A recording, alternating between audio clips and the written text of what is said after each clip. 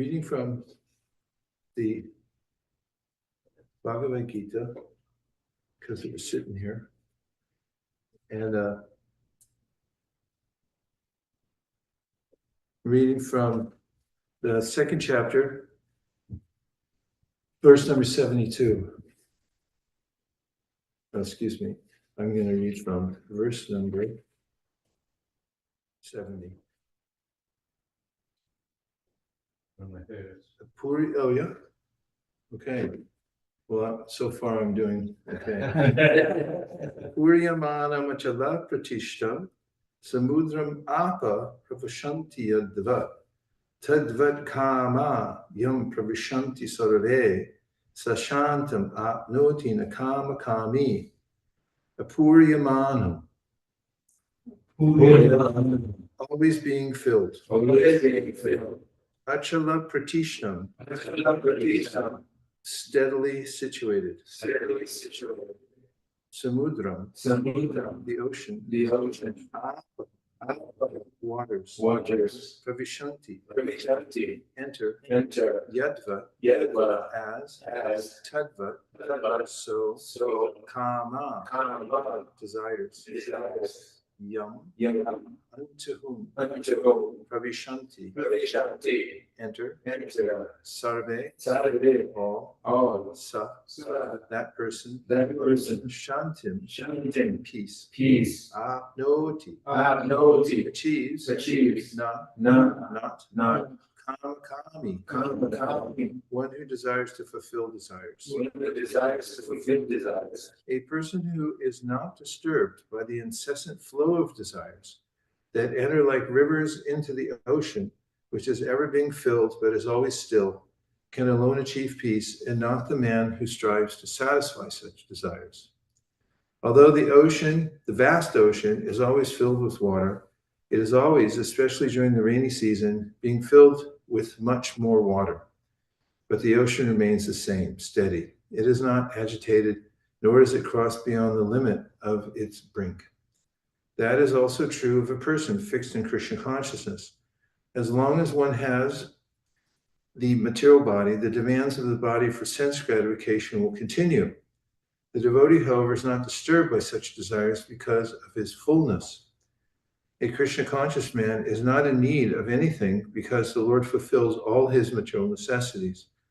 Therefore, he is like the ocean, always full in himself. Desires may come to him like the waters of the rivers that flow into the ocean, but he is steady in his activities, and he is not even slightly disturbed by desires for sense gratification. That is the proof of a Kṛṣṇa conscious man, one who has lost all inclinations for sense gratification, although the desires are present.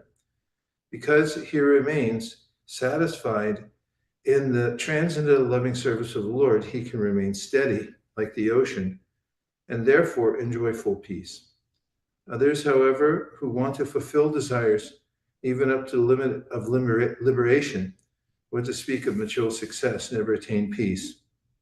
The fruit of workers, the salvationists, and also the yogis who are after mystic powers are all unhappy because of unfulfilled desires.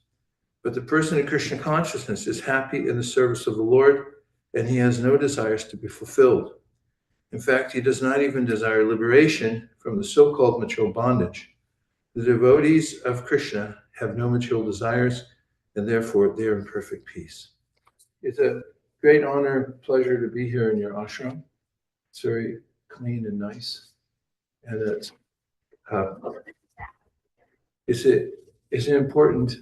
important to find a space where you can be fully concentrated in your practice of Kṛṣṇa consciousness, so that you can experience this type of fullness that Prabhupada's mentioning. And as Prabhupada says in his purport, as long as we have a material body, there will be the experience of the material body, because it's part of the Mahatattva. All the ingredients that are there in the universe are there in the body, including the mind, which comes from pradhana, the original substance from which, after being agitated by the glance of Mahavishnu, and infused with time, energy, and karma, and the perverted desire for enjoyment of the material world of the living entities. It divides by the modes of nature into various sections. And then those expand into the senses, which are intimately connected with the material world.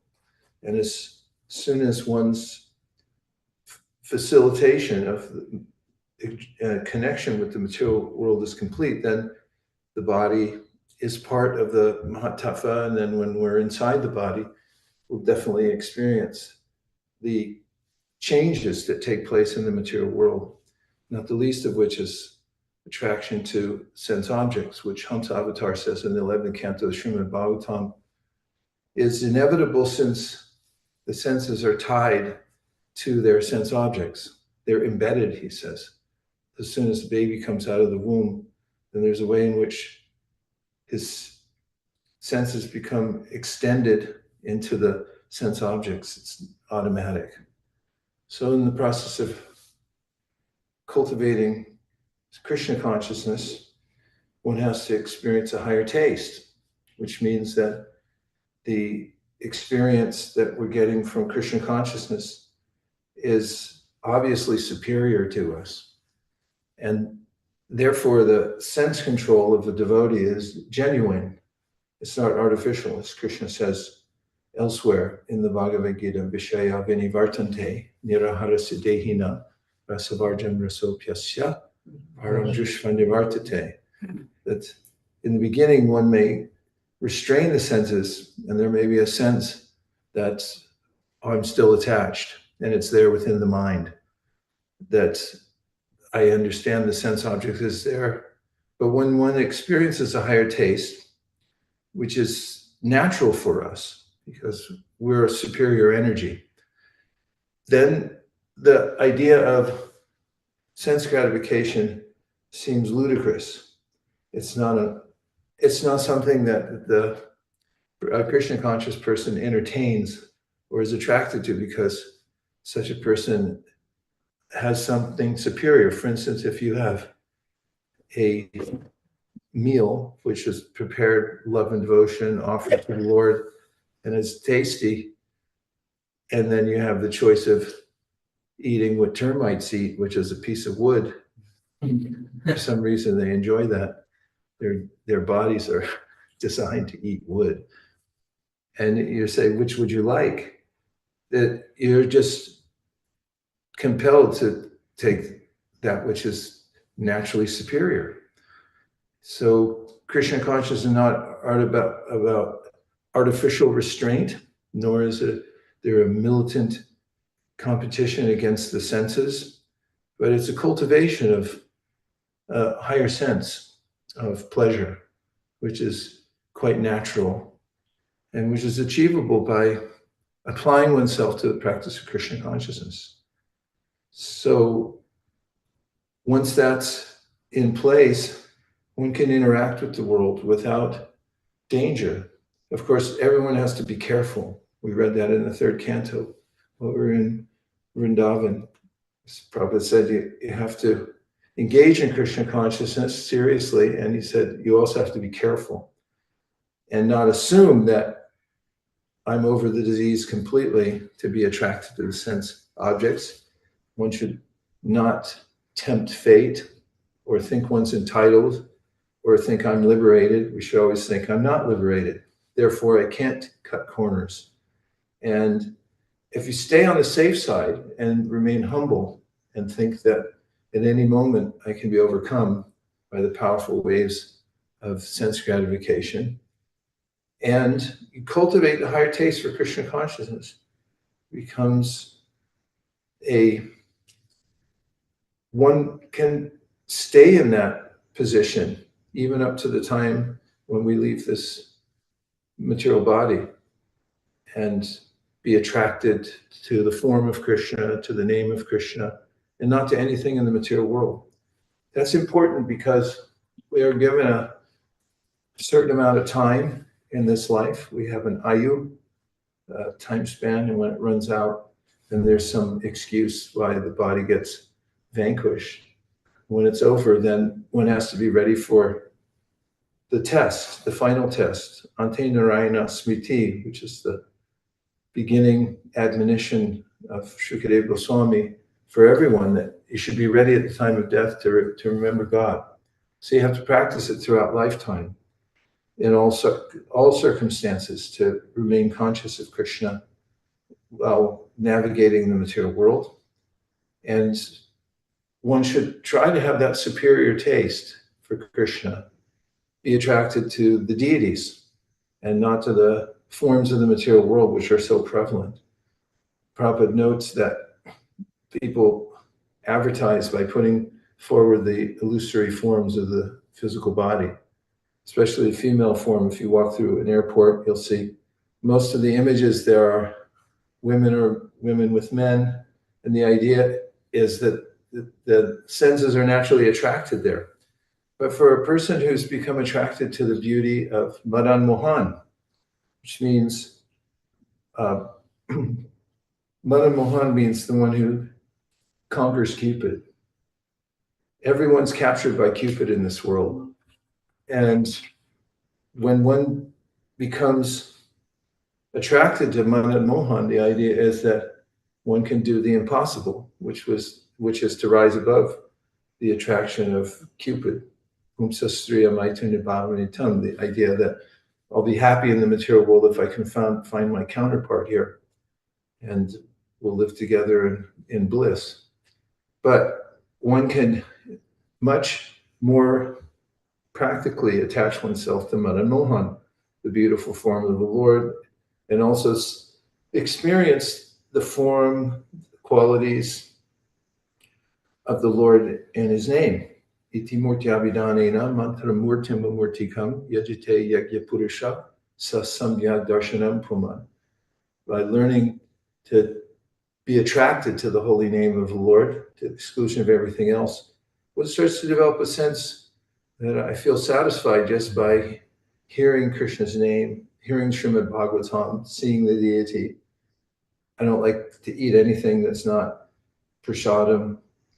I don't like to hear anything that's not Krishna Katha. Not interested in politics. I don't want to hear mundane music. Or if one does incidentally hear these things, one's mind naturally translates it into Krishna, because a Krishna conscious person sees Krishna everywhere. If he sees the forms of this material world, he then remembers the teachings of Bhagavad Gita, that the external form is superfluous. Or if he hears a song that's about some mundane subject, he or she interprets it as, oh yeah, that's something from Bhagavad Gita. I remember I was doing book distribution in the UK, and I was in a little village, and I stepped near the shop, and they had music playing, and it was, I think, some metal band or a punk band or something, and it was one of the refrains of the song was "Never surrender." Never surrender when you're up against the wall. It had these lyrics. I can't remember exactly who sang it or whatever, but I just remember noting it. And another time I heard a song where the famous singer was saying, "You are everything and everything is you." And obviously it was meant for, well, not obviously, I didn't know Diana Ross, or I don't know if she's still alive, but I didn't ask her, was that about Krishna? But when I heard it, I thought, oh yeah, of course that's about Krishna. You are everything and everything is you. Somebody might say that about a so-called lover in the material world, but it's ludicrous to a person who's cultivated an appreciation for Bhagavad Gita, that Krishna is everywhere and that he's all attractive and that he fulfills all desires. And I don't need some arrangement in the material world to be happy. The external forms are temporary and illusory. He sees beyond it. And therefore, a person who's Krishna conscious, even marginally Krishna conscious, who moves about the material world and is careful, can enact what Krishna describes to Arjuna in the verses after Arjuna asks, what is a symptom of somebody who's enlightened? And Krishna says, Prajahati yadakaman sarvan partamanogathan atmanyivat manatushta stita pragnas tadochite. Stita pragnas means that such a person is known to be fixed when he or she sees the sense objects of the material world, and then the mind catches on to them and concocts some idea about how I might enjoy it. This is where Krishna describes elsewhere in the Bhagavad Gita, Dayato Vishayam Pumsam.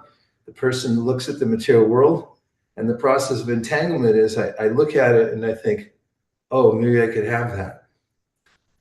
And that's the beginning where the hook catches the mind, and then the mind starts contemplating, how will I enjoy this? How will I get it? And then throughout the Bhagavatam, we hear, if you grab that, then you're going to be pulled through a whole series of difficulties in the material world, like that's the chapter in the 5th canto, the forest of material enjoyment. Person goes off into the forest, which represents the material world, thinking, I'll get some profit there, and then just gets lost and harassed and is kept up at night, can't sleep, is attacked by animals, is starving, and so forth. That's the experience of the material world. So if one is fortified and knows that on one side, and then the other side, atmanyevat manatushta, means that one feels satisfied within one's own self. If I've had this experience that all I need is my sadhana, a little prasadam, some service, and a place to lie down, and I'm happy. I don't need anything else. It's even marginally Krishna conscious. Stita pragnas tadochite. The person's fixed in consciousness, and Maya waves a little flag and said, how about this? It's like, no, I like my thing. Yesterday, I was at a program with devotees, and I was complaining that on one of my Facebook feeds, somebody's dumping all these stupid things I never asked for. So they said, no, you just push these three little buttons, and then say, I'm not interested. There's a button that says not interested. And I said, we should just put one of those on the material world. And just push the three buttons, and you're like, not interested. That's the declaration of the devotee in this world. But categorically, it's not, I'm interested in this, I'm not interested in that. This is good, that's bad. Categorically, I'm not interested. I'm interested in the source where it all comes from, which makes more sense rather than looking at the reflection. So if one cultivates this simple process of being introspective, chanting japa is a time to examine oneself. Where's my mind going? What am I interested in? Am I able to connect to the holy name? And if one can experience even one time, as Bhaktivinoda Thakur says, Bhaktivinoda Upadesh Ekbar Nam Raso Matode. He said, Ekbar, just one time, try to experience that intoxication that you get from hearing the holy name and resonating and thinking, I am not this body, I'm a servant of Krishna. And if you can get that, then everything else pales in comparison. So therefore, this verse is very relatable because, number one, even though we are practicing Krishna consciousness, we may note that the desires may still flow through the mental system. However, by the practice of becoming attracted to Madan Mohan, we'll also notice that we have a not interested button we can push very actively and say, I've got somewhere more important to be. This is intelligence and discrimination, vivek, that even though there are temptations in the material world, we can say, like Haridas Thakur said to the prostitute, sure, no problem, but not now, I'm busy. And one has to stay busy constantly. I feel that renunciation based on that story is always having somewhere better to go. That it comes up. How about you come over to my house? How about you look at this? How about you divert just for a minute and say, yeah, no, later, because right now I'm busy. I have somewhere else to go. And if you can run out your whole life on that excuse, and say, I got somewhere better to be. Sorry, I can't make it this time. Justice delayed is justice denied. It's like in those who are expert at avoiding paying legal penalties, they don't try to defeat the case, they just try to delay it. There are people in current zeitgeist of the world who are expert at this. They just delay it. They figure out ways to stall until it no longer applies anymore. So there's statute of limitations, and there are things that extenuating circumstances where you're no longer liable to pay for your sins. Appeal.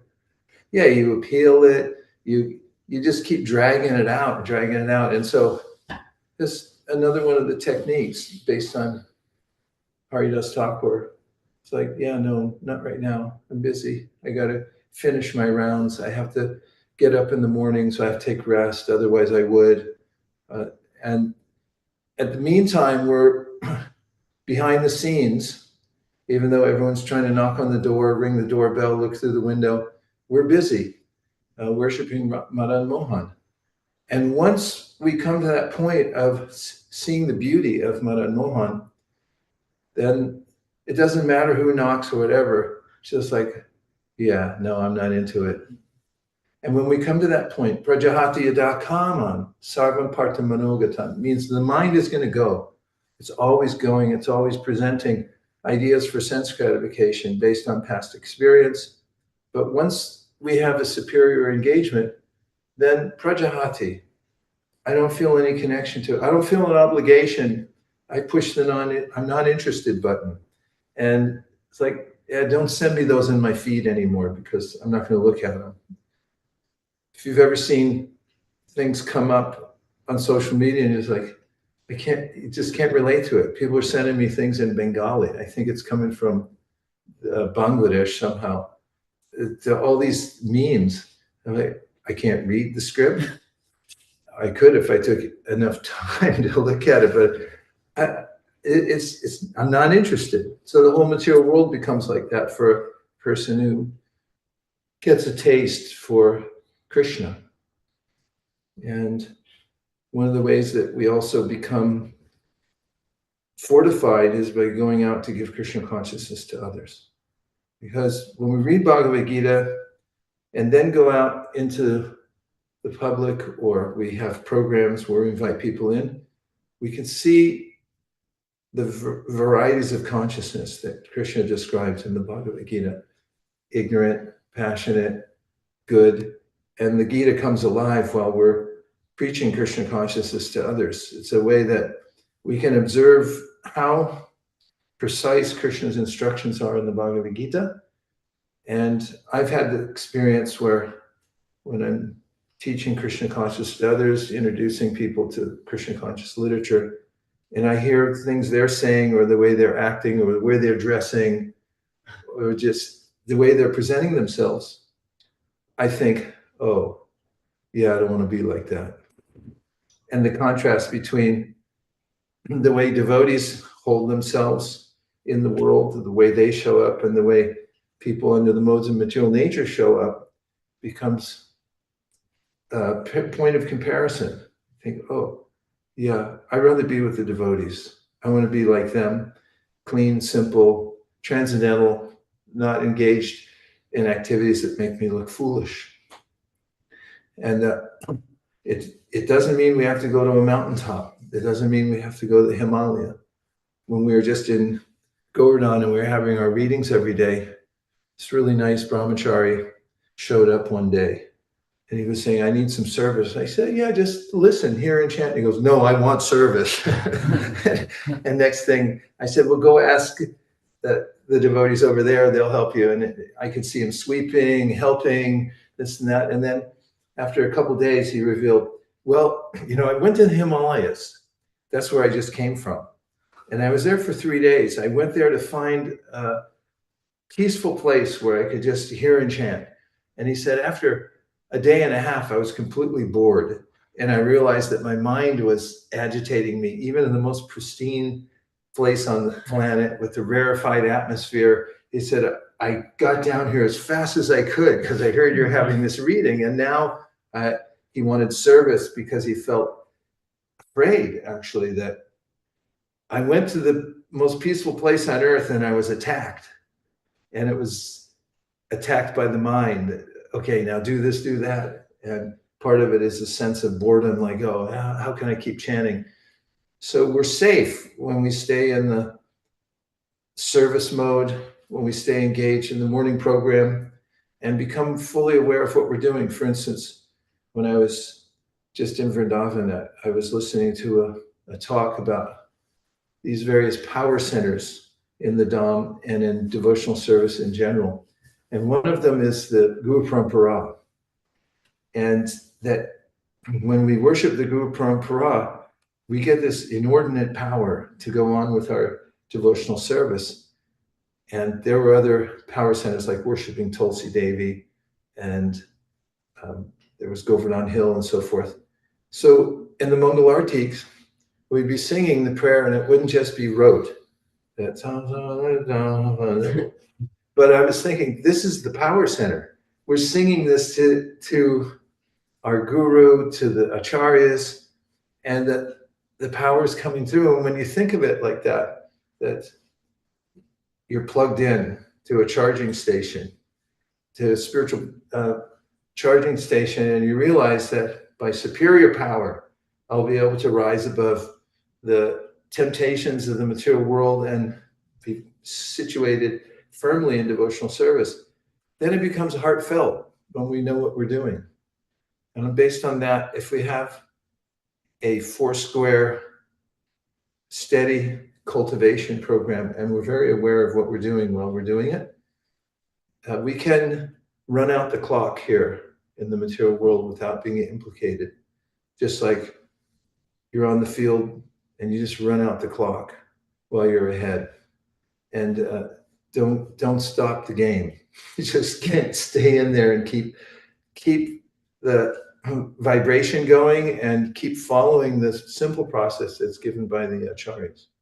Those are a few introductory remarks, and now why don't we have a discussion? You can ask questions, specific things that you'd like to ask. Do you all have enough oxygen? If you open the door a little bit, it's 39 degrees. Your neighbors are congenial with kirtan and We haven't heard anything yet. okay, I'm sure they have though. Well, not so much that they come and let us know. Yeah, okay, great. Well, those remarks are very introductory, so you can ask anything specific if you want. Hare Krishna Maharaj. Hare Krishna. One question one problem that I'm struggling with while practicing is being able to use my intelligence instead of my mind to make decisions and planning. How do you become a better planner, and how do you make better use your intelligence instead of your mind and everything in life? Prabhupada describes the Bhagavad Gita as the Vedic intelligence. In verse 235 in the Bhagavatam, in his purport, he says the Bhagavad Gita is the Vedic intelligence. That's the charging station for the intelligence. Really cultivate the Bhagavad Gita. When you hear Krishna's logic in the Bhagavad Gita, when you hear his intelligence, that's God's intelligence. And we're part and parcel of God. And our intelligence is specifically meant for Bhagavad Gita. It fits well.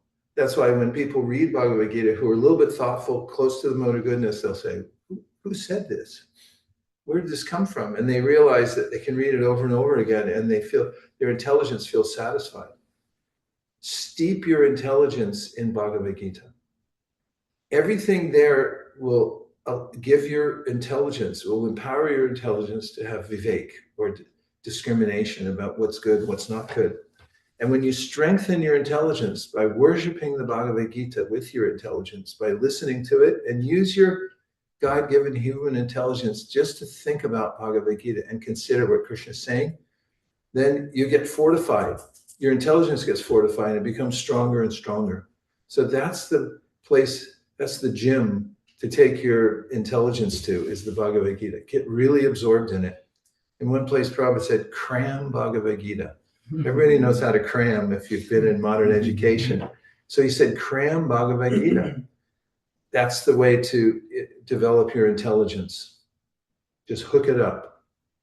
And whatever situation comes up, whatever concern you have, consult Bhagavad Gita.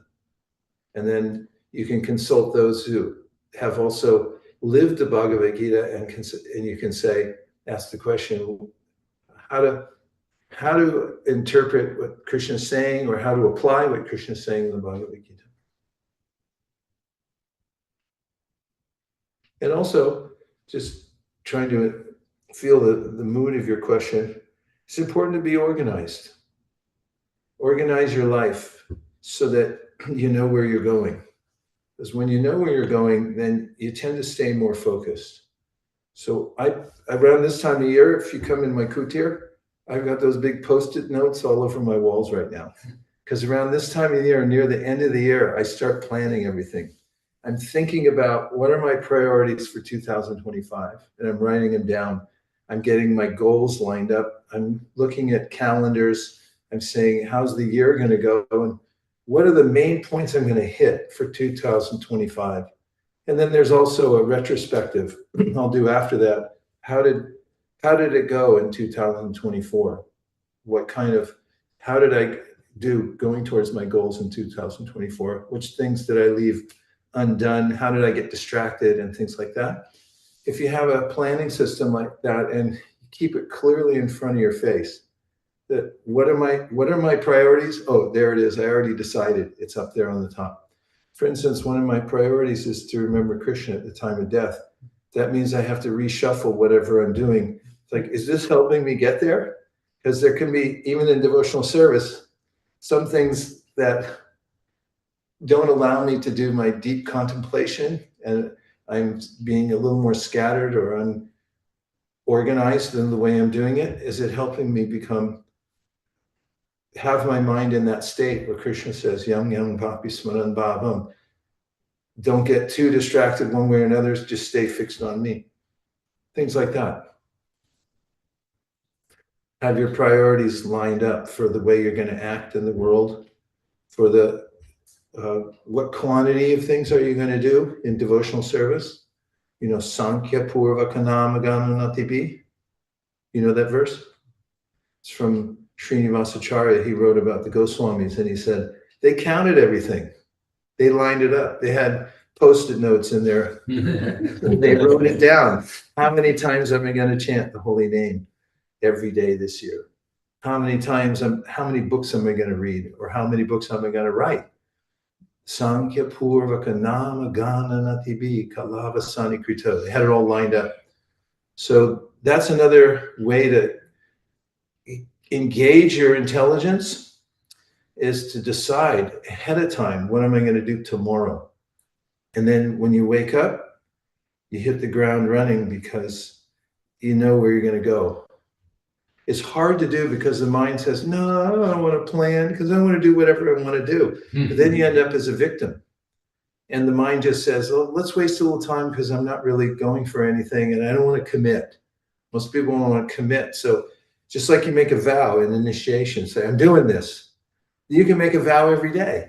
It's like, this is what I'm going to do today. And then it gives you power over your mind. You've already decided when you're in the right state of mind that these are my goals for today.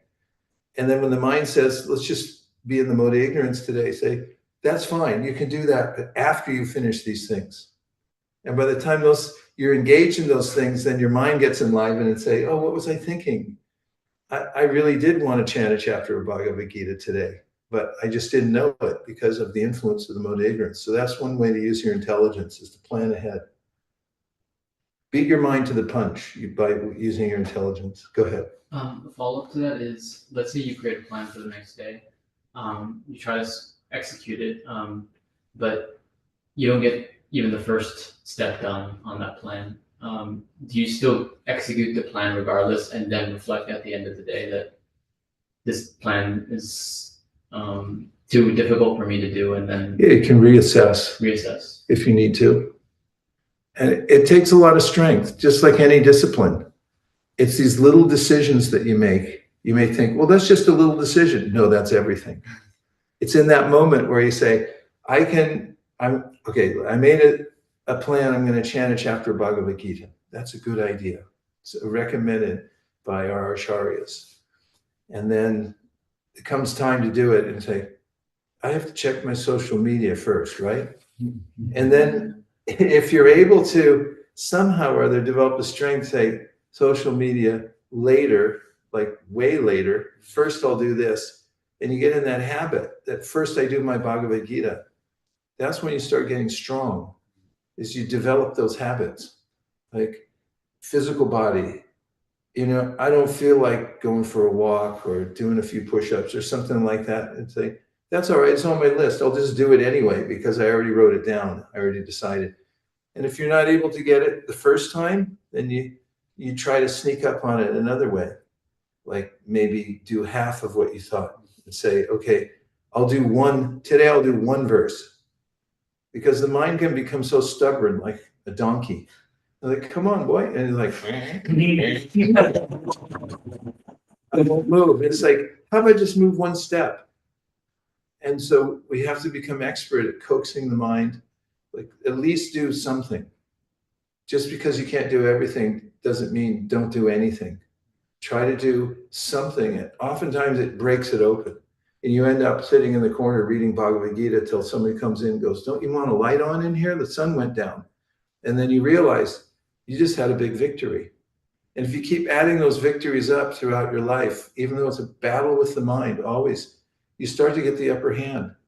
And there are other forces that come in that help you, not the least of which is Krishna, who notices your struggle. He actually starts to give you nectar. Everything comes from Krishna. And when he sees that in good faith, we're trying as hard as we can to hit our marks, he starts reciprocating in such a way that we can actually come to a level where we know for ourselves, I'm fixed now. I feel it. And we don't take it for granted, but we feel, okay, I've come to another level and I realize I don't feel sleepy. I actually want to hear this. I actually want to chant. I want to do my service. I want to improve it.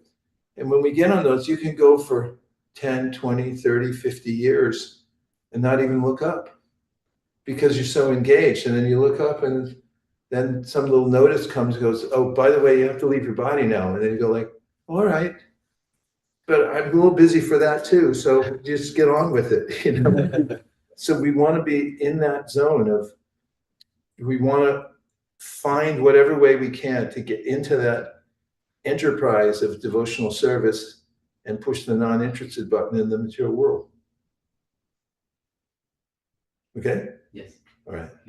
I just want to share something. So this is a conversation I had with my colleague, and he was mentioning that how he wanted to upskill in a certain direction, and that the skill was quite new to him. So he just told me that what I promised myself is I'll read one article a day or one paragraph a day, or just solve one question, like basically do one thing regarding that skill, and I'll not overcome it, but I'll make it make it very consistent. And over time, he saw that his progress was quite dramatic, and he was doing more and more of those activities which would help him upskill, and he became quite good at it. So when he told me the story, I thought if that could apply to learning material knowledge, how much more potent it can be to spirituality and Bhagavad Gita in general. So that was quite inspirational to me. Yeah, that's a very helpful advice. Thank you. Any other topics, questions, thoughts? Yes. So, when we are developing a new project, there might be so many things that we have to balance about with our sadhana. So how do we prioritize when we have to prioritize? So we know that sadhana is most important, chanting and reading. So how do we say no when there are multiple things to do? How can we say no to such services which may interfere with hearing and reading, or even cleaning the ashram? Well, you have to do your services and you also have to do your sadhana. And it's helpful to simplify things and find out what are the most basic things you have to cover in order to make progress. For instance, people who are interested in making financial progress, they figure out a simple formula.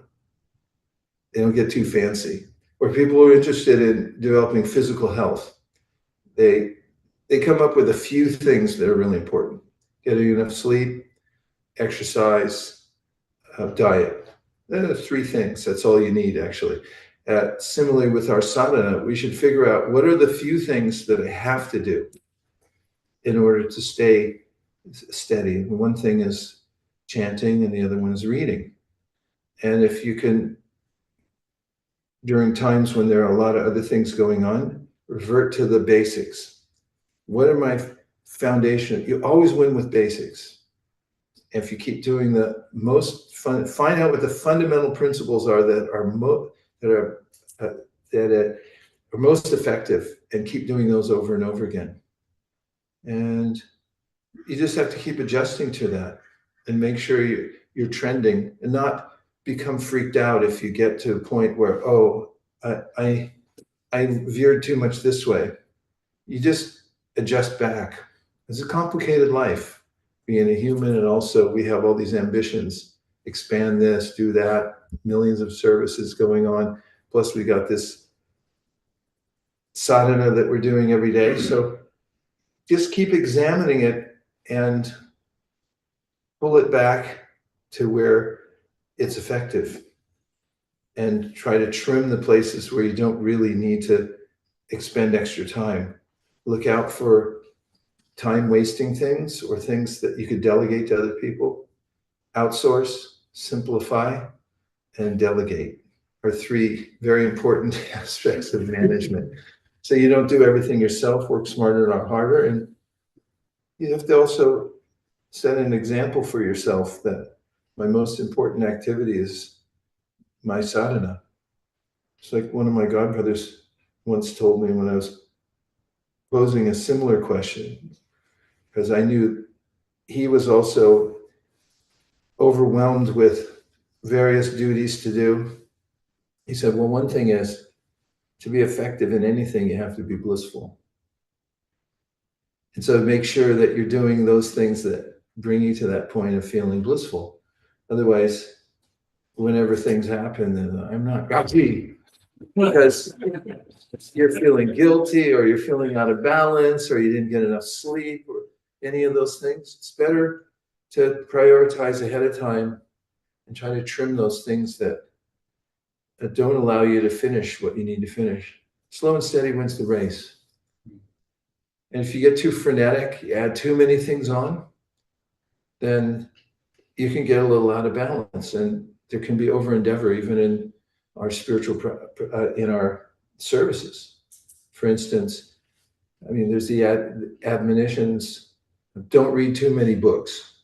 What? I thought we were supposed to read all the time. And then Rupa Goswāmī says, don't be a bookworm. And so read what's important. You don't have to become so knowledgeable that you can show up everybody else that I know some other Shastra you didn't mention.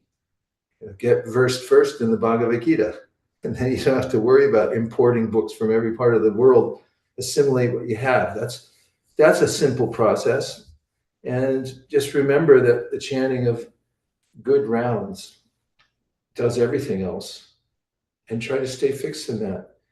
Generally, in ISKCON, nobody asks you, how many things are you already doing? They just ask you, can you do this too? So you have to self-regulate.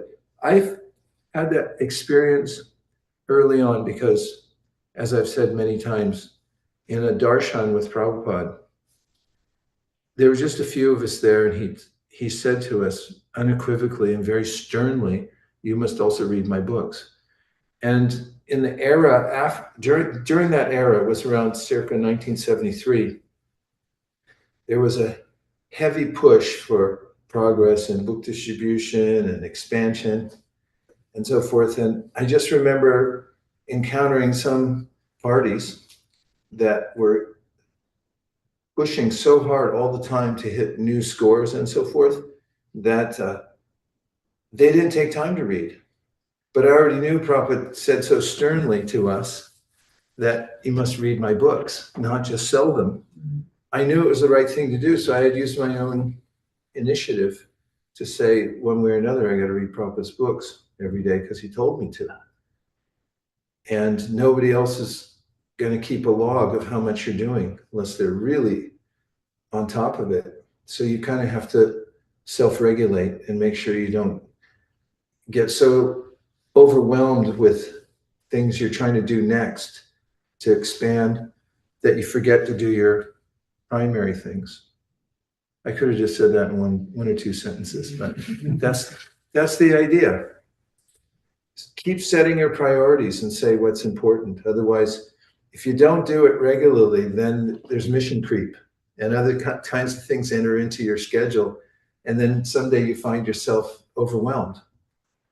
And then you have to reset. That's why I try to reset as often as I can, because I know when I'm clear about what's most important in every aspect of my life, body, mind, and spirit, I say, like, what are the main things I have to do in order to be solid?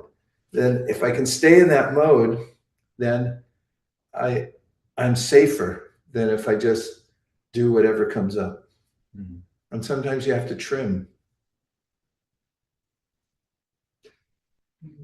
You must also read the books. Probably that's how he said it. Like, he said, I read them just for, I did not write these just for selling. He said, I wrote them so that you could read them, become pure devotees, and go back to Godhead. That's exactly what he said. So it went in deeply and, try to balance it out. You don't have to boil the ocean. Just do what you can with what you have. One more question? Yeah. Guru Maharaj, can you please give some practical tips on how to deal with stagnation or plateauing while trying to practice like devotion service? There might be some thought like, okay, I'm doing this, but how do I avoid it becoming just routine and getting in the freshness in the practice itself every day? So how do I? Yeah, it's such a good question. This principle of niyamagraha, just doing it for the sake of doing it. If you study what you're doing and look more deeply within it, then you tend to have more of your heart in it when you're doing it. For instance, when we were just in Govardhan, while I was doing my puja each morning, one of the devotees would come in and I'd ask them to read to me the word for word of all the things that we're doing. For instance, you read the word for word for the Gurvashtakam prayers, for the Agora Artik, for the Tulsi prayers. Somebody could go 20 years and sing Dina Krishna Dasi Ko. What does it mean? It's like, I don't know, it sounds nice. But if you have a clearer idea of what you're actually singing, what you're praying for, by studying it, or even the Hare Krishna mantra, it says in the Harinam Chintamani, or I should say, Bhaktivinoda Thakur writes through the voice of Haridas Thakur there, that he says, you have to have sambandha jnana along with your chanting. The two things go together. Otherwise, you can just chant mechanically. But if you study the holy name, something Krishna says to Uddhava in the 11th canto, he said, when you study a mantra, you purify it. It means you purify your intention for chanting it. So look into what you're doing. You don't have to do extra things. You don't have to go to some other sampradaya. All you have to do is figure out what you're doing now and apply yourself. I remember reading that in a book before I even joined Kṛṣṇa Consciousness. There was a book called Be Here Now, and the author said, so many people are practicing some spiritual thing, and he said, a lot of people around the world say grace before they eat. And he said, you don't have to change what you're doing, just remember why you're saying it in the first place. And that applies to our practices as well. When you're doing something routinely every single day, unless you look into it and discuss why you're doing it, what's the meaning of it, that it can become rote. So that's one way to help. Hare Krishna. We can serve, because you have to go, we can serve prashadam. You want to serve prashadam? Yes. Okay. So I'll just say something about the prashadam prayer, and that's another thing to think about. I was just considering how poignant is the prayer we say before prashadam, and that's another thing we can just joyfully sing, which we should joyfully sing, but if we remember the importance of what we put in our mouths. I was thinking about when I was taking prashadam yesterday that I'm actually putting something in my mouth. That's kind of a big deal. It's a very intimate thing.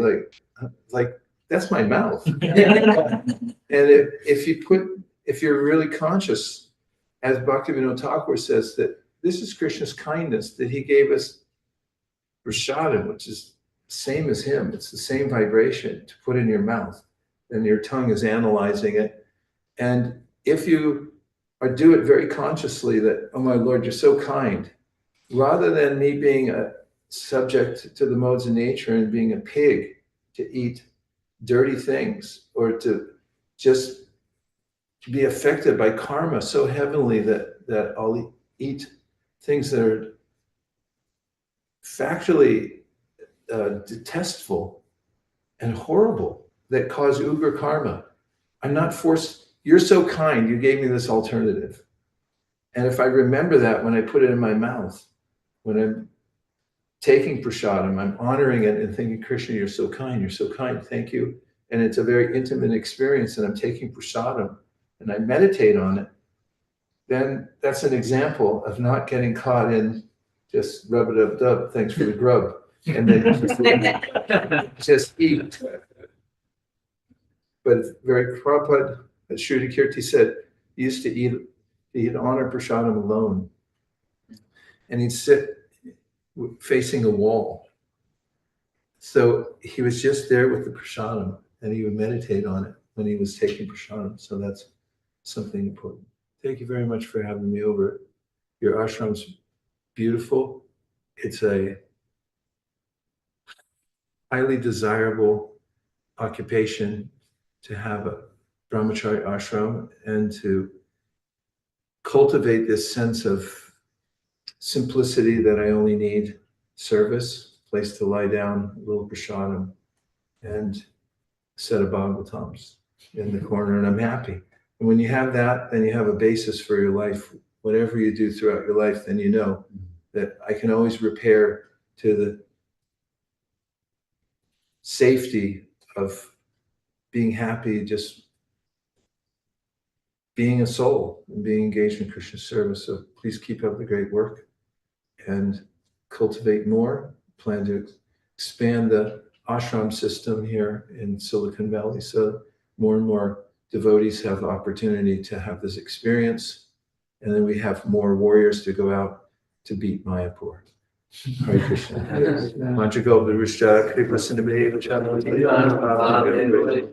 we really do have to beat Mayapur. I'm not joking around. That's our next thing.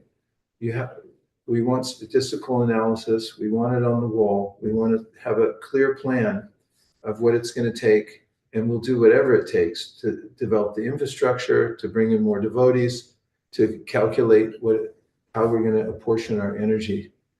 Because it's not just for the sake of winning or anything like that. It's for the sake of showing that from wherever you are, if you really want to do it, you can organize in any type of community. It's not dependent on what kind of community you're in, but you can come to a much higher level. So we have to be number one in the world. Understand? Okay. Hare Krishna.